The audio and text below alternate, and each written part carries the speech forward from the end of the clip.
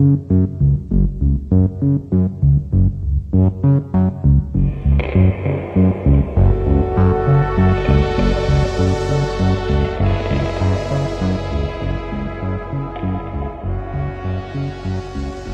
isn't for the faint-hearted.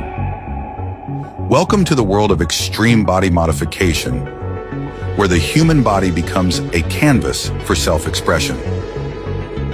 Meet Oscar Marquez, a Venezuelan artist widely known for his innovative and experimental approach to extreme body modifications.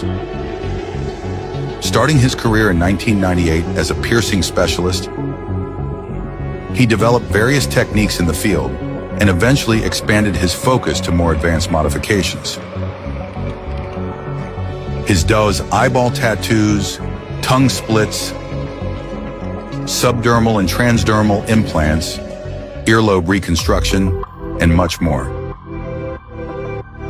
With over 20 years of experience, Oscar has worked on creating custom body designs that reflect each person's individuality, often sparking conversations and debates within the community due to the extreme nature of his work.